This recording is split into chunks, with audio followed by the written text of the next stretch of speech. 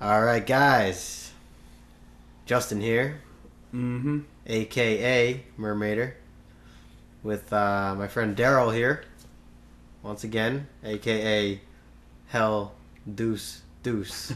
I sound so intense that way. Deuce, deuce.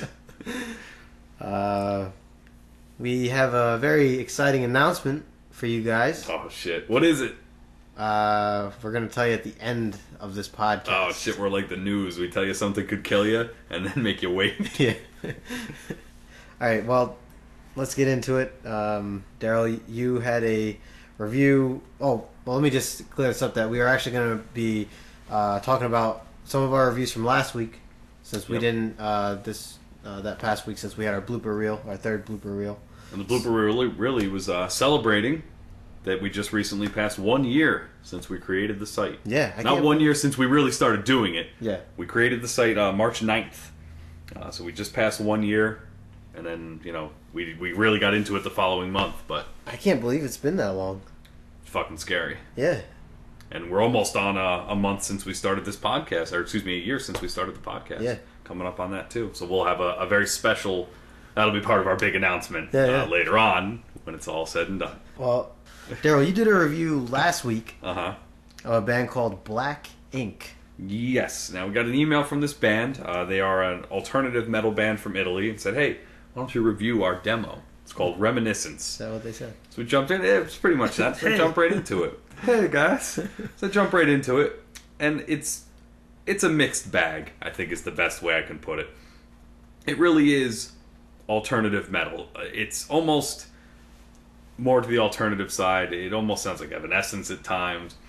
The mix, not very good. And not to say it's poorly recorded, but the vocals are always a little murky, a little too much effect on things. Oh, okay. It's like I said, it's a mixed bag. There's some parts where you kind of go like, okay, this is really good. The keyboards are really good, and they kind of keep the tracks moving, but then they just take these weird twists and turns, and it all just kind of becomes one big jumbled mess.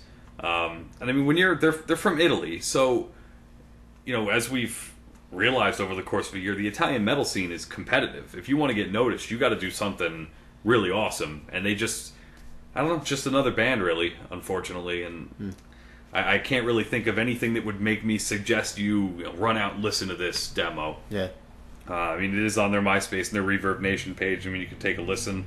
But, when you have 5 songs to try and prove to your listeners or a label that you're worth their time, you got to really come with your best stuff. Right. And I think the worst part is they decide to go with a ballad in the EP. And I don't mean like a ballad like Runaway Train on the Avantasia album. I mean like a ballad like Piano.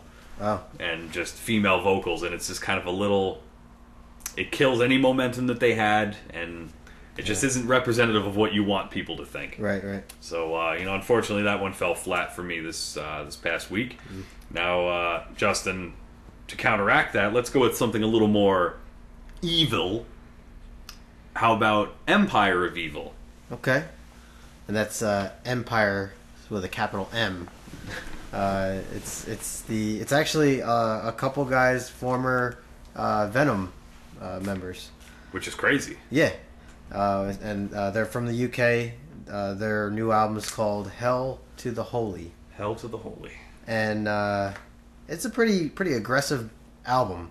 I mean, it's straight thrash. It's straight thrash, but with dark lyrics, like Slayer. Anything like Slayer, more controversial, But the double bass pedals on that are just insane. Some of the speed of it is just like incredible. I can't even imagine that someone's actually doing this with their feet. But I mean, the drumming was just excellent, and that's one thing I really enjoyed on it. They mixed it up with some heavy breakdowns, but kept it melodic at the same time. So it wasn't like some cheesy hardcore breakdown. It was a little more in depth with what they were playing. And that definitely just made me want to, go crazy when I was listening to it. But I really like the album. I would say if you're looking for some new thrash to get into it, they definitely held like an old school thrash kind of sound, but with some new stuff mixed in with it. So Which, I mean, we've talked about this before.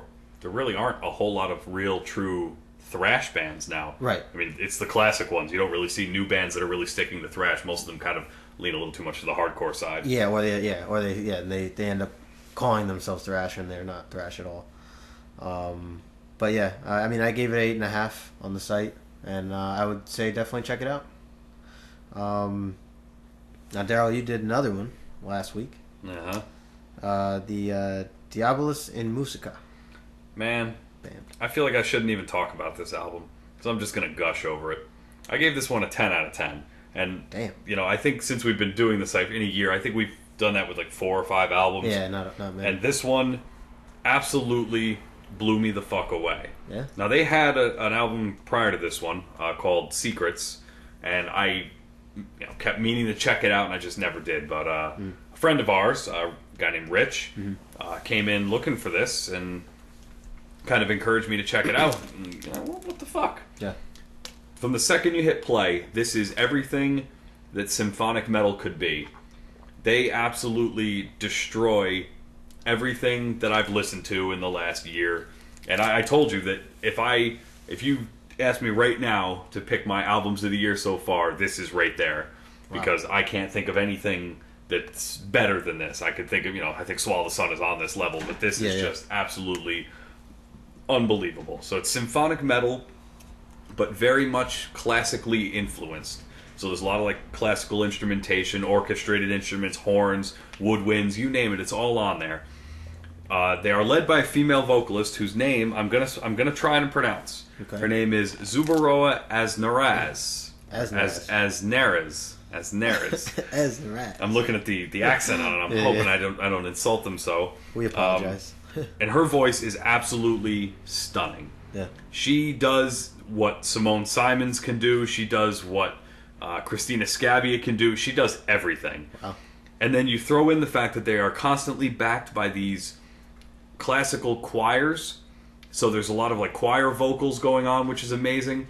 And then you get to top it all off, all of a sudden you get these like deathly male growls, like screaming bloody murder. It's Mark Jansen from Epica provides all the male vocals on the album. Oh shit. So you throw his, and now he did the Mayan album last year, right, and the vocals on that were crazy. It's like that with this. So classical metal with growls, with a beautiful woman singing over top of it, with choirs in the background. It is absolute fucking chaos in the best possible way. Jeez. I seriously could listen to this album 100 times and still not think of a single thing wrong with it. And I pretty much have listened to it 100 times. It's been over and over again. So if you get a chance, the album is called The Wanderer.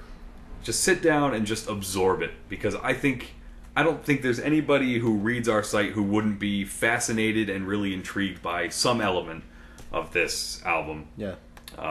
So definitely give that one a listen, because you are going to fucking love it. Yeah, I'm gonna have to pick up a copy at my local FYE store. Yes, you should do that if they ever have it in stock. Yeah. Now, Justin, to counteract that, you did a similar band. A band called Amberian Dawn from Finland. Yes, they just put out a new album this year called Circus Black, and it's not a racial thing. It's not Black Circus. It's Circus Black.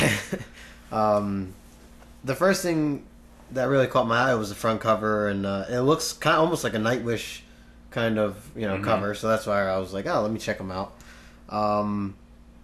They're like a gothic symphonic, metal band, power metal band, with male and female singing. I was able to make it through the whole album. It's fine, but it didn't have anything special about it that made it stick out. Similar to what you were talking about with Black Ink. Yeah, with Black Ink. Yeah. It was fine. There wasn't anything wrong with it. It was just, it was just basic, I guess. Some crazy solos here and there. A couple of songs had some catchy riffs, some catchy melodies, for during the refrains and whatnot. But I don't know, I guess I was just expecting more from it, and it just wasn't there. This is, like you said, it's just another album where I wouldn't say, get off your couch right now and go pick up the album. But, if you come across it, check it out. It's not bad. But, there's nothing wrong with it. It just doesn't stand out from the rest. It's just I mean, if I'm looking for something like this, then I'll listen to Avantasia or something, or Nightwish or something, But, unfortunately, not everyone can stand out from the crowd the way that some of those bands do. Yeah, I mean, they have a lot of potential. So I mean, I'll keep an eye on their name. If I'm not mistaken, this is their third album, maybe fourth. Yeah, I think so. But I mean, they're still young in their career. Yeah. So I mean, that's always encouraging when you make a good album at this point in your career, because you're only going to get better. Right. At least you hope you're only going to get better. Yeah.